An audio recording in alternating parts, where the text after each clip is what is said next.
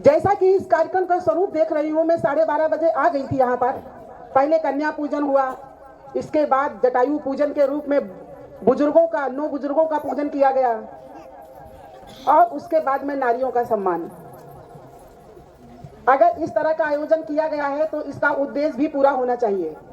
ये केवल दिखाने के लिए नहीं किया जा रहा है, ये समाज को एक संदेश देने के लिए किया जा रहा है कि बुजुर्गों को हम लोगों को सबसे ज्यादा सम्मान देना चाहिए। अगर भगवान के बाद कोई दूसरा होता है तो वो बुजुर्ग माँ बाप होते हैं, जिन्होंने पूरा जीवन तपस्या करके, भूखे रह के, जाग के, मेहनत करके आज हमको पढ़ा लिखा के इस काबिल बनाया है कि हम नौकरी कर सकें और समाज में सम्मान से रह सकें। इसलिए मैं आपसे कर जोड़ के निवेदन करना चाहती हूँ कि सबसे पहले माताओं, बहनों, आपके हाथों में डोर होती है घर परिवार की, आपके हाथों में घर परिवार की डोर होती है। इसलिए भगवान के बाद अगर किसी को मानना है तो बुजुर्गों को मानिए। मेरा एक अपना उदाहरण है कि जब बुजुर्गों को मानेंगी तो भगवान भी आपको छप्पर फाड़ के देगा। आज मैं अपने आप को उदाहरण देके बताती हूँ कि मेरी शादी को 27 साल हो गए हैं और मेरे घर में घर का और खेतों का बंटवारा नहीं है।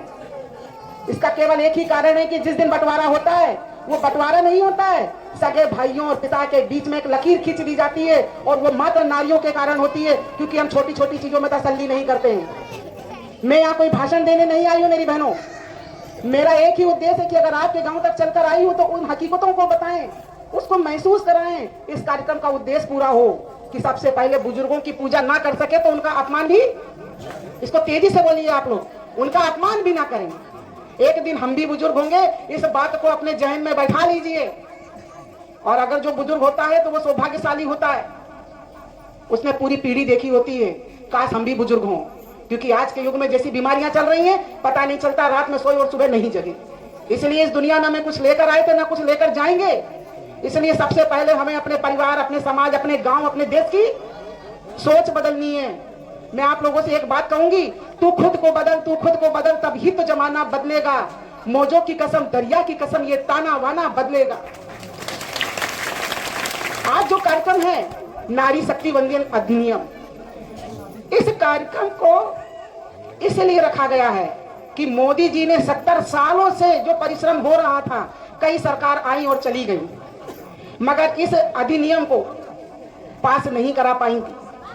महिलाओं की जो भागीदारी है वो समाज में बढ़ करके कैसे राजनीति में पहुंचे, इसकी चिंता अगर किसी ने की है तो देश के प्रधानमंत्री नरेंद्र भाई मोदी जी ने की है। आज जब ये पारित हो जाएगा तो हर तीसरी महिला सांसद होगी संसद भवन में। आज हमारे बीच में जो संसद भवन में महिलाएं बैठती हैं वो 81 हैं, 82 महिलाएं बैठती हैं।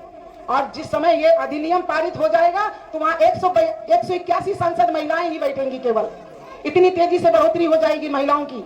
मगर उसके लिए आपको जागरूक होना पड़ेगा, उसके लिए निकलना पड़ेगा, उसके लिए हमें आगे अपनी बेटियों को बढ़ाना पड़ेगा, उन्हें पढ़ाना पड़ेगा, तब ये संभव हो पाएगा। जिस समय नया संसद भवन बन रहा था तो विपक्षियों ने बड़ी आवाज उठाई कि मोदी जी फालतू का काम कर रहे हैं। मगर आपको क्या पता था कि क्यों बन रहा है वो बड़ा? क्योंकि जब संख्या बढ़ जाएगी तो उतनी सीटों में बैठ नहीं पाएंगे। इसलिए पहले भवन बड़ा बना दिया, उसके बाद में हम लोगों का अधिनियम पारित कर दिया। इसलिए मोदी जी के लिए यहां से बैठ के जोरदार तालियां आप बजाइए। मुझे याद है, मैं भी आप ही लोगों की विधानसभा की रहने वाली बहू हूं। मुझे याद है कि एक हाथ का घूंघट कढ़ा के मुझे ले जाया जाता था अस्पताल तक जब बीमार होती थी और वापस घर के अंदर कर दिया जाता था। मेरे पास अधिकार नहीं था कि अगर घर में एक ट्रैक्टर खरीदा जा रहा है तो उसकी कोई मेरे से सलाह ले ले, क्योंकि महिलाओं को दबा कुचला के रखने वाला देश है, पुरुष प्रधान देश है। यहाँ महिलाओं को कमजोर समझा जाता था। यह हकीकत है कि नहीं है? कमजोर समझा जाता था। अगर इनको कोई समझने वाला आया है तो देश का पिता, जैसे दीपिका जी ने अभी बताया कि आपके देश का पिता नरेंद्र भाई मोदी जी हैं। सबसे पहली चिंता उन्होंने पता क्या की? आप लोगों के खाते नहीं हुआ करते थे, बैंक खाता नहीं था तो आपके पास पैसा नहीं हुआ करता था। अगर आप मनरेगा की मजदूरी करने जाते थे तो बीच में दलाली के शिकार हो जाते थे, पूरी आपकी मेहनताना भी आपके पास नहीं आया करता था। इस बात की सबसे पहली चिंता किसी ने की तो आपके पिता नरेंद्र भाई मोदी जी ने की है। आपके जनधन खाते खुलवाए, वर्ल्ड रिकॉर्ड में, गिनीज बुक में वो दर्ज कराया गया कि एक साथ इतने सारे खाते विश्व में पहली बार अगर खुले हैं तो जनधन के खाता खुले हैं 2014 की सरकार आने के बाद। अगर सबसे ज्यादा किसी को चिंता है आपकी तो भारतीय जनता पार्टी की सरकार को है, नरेंद्र भाई मोदी जी को है। और उत्तर प्रदेश में योगी जी को है, वो आपके लिए सोचते हैं। आज तक सोचिए कि इसके पहले अभी हमारी मीनू दीक्षित जी कह रही थी कि हम रात में आने जाने में सोचा करते थे, बेटे को लेकर जाया करते थे। आज मेरे भाई लोग बैठे हैं, अपनी बेटी को पढ़ने के लिए कानपुर आराम से भेज देते हैं, चिंता नहीं हुआ करती है। तो आज नारियों को बढ़ाने का काम अगर कोई कर रहा है तो मात्र वो नरेंद्र भाई मोदी जी कर रहे हैं, और उनकी चिंता आप लोगों को भी रखनी पड़ेगी। आने वाले समय में फिर से लोकसभा के चुनाव आ रहे हैं, आप लोगों को ध्यान देकर एक एक की अलग जगानी होगी। वो कोरोना काल याद दिलाना होगा, जिस समय हम लोग भूखे रहने के कगार पर आ गए थे, हम लोगों के पास में खाने को दिक्कत आ गई थी। वो बड़े किसान होंगे जिनके घर स्टॉक रखा होगा, मगर वो मजदूर तबके से पूछो जो रोज कमाता खाता था, उसके घर में दिक्कत आ गई थी। मोदी जी और योगी जी की डबल इंजन की सरकार ने 2 बार महीने में आपको खाने के लिए घर बैठे भेजा कि नहीं भेजा? भेजा ना? आप लोगों की चिंता की कि नहीं की? आपके देश में बनाकर आपको वैक्सीन लगवाने का काम किया, किसी के 1 रुपए तो नहीं लगे ना वैक्सीन बनवाने में। तो आपकी नैतिक जिम्मेदारी बनती है कि जिसका हम नमक खाते हैं उसका बजाना चाहिए। आने वाले चुनाव में भी हमको ये ध्यान देना होगा, हमारी बहनों को ध्यान दिलाना होगा कि गुमराह होने की जरूरत नहीं है। हमारा जिसने ध्यान दिया है उसका ध्यान हम देंगे। दोनों हाथ उठाकर आप बता दीजिए कि हम देंगे। जो हमारी चिंता करता है उसकी चिंता हम करेंगे। सबसे पहला धर्म हमारा ये है कि राजनीति अपनी तरफ है, समाज अपनी तरफ है।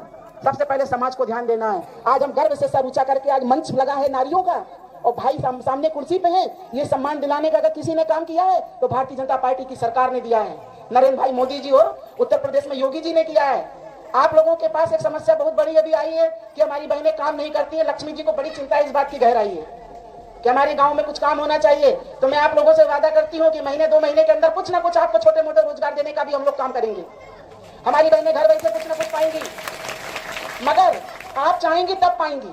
आपसे कोई जबरदस्ती नहीं करा सकता है काम। उसके लिए सबसे पहले आपको अपने गांव में, अपने पड़ोस में, अपने परिवार में एकता रखनी होगी। जब हम काम तभी करने में संभव हो सकते हैं बाहर का, जब हम कुछ मैनेज करके चलेंगे, एकता करके चलेंगे। इस बहन को देख के मुझे बड़ा गर्व महसूस हो रहा है कि एक अकेली बहू 3 गांवों को देख रही है और आप लोगों की चिंता कर रही है। जब से मैं आई हूँ 3 बार वो एक बात दोहरा चुकी है, मेरी बहनों के लिए कुछ काम होना चाहिए, मेरी बहनों के लिए कुछ इंतजाम होना चाहिए। ऐसी बहन के लिए भी एक ताली जोरदार बजा दीजिए।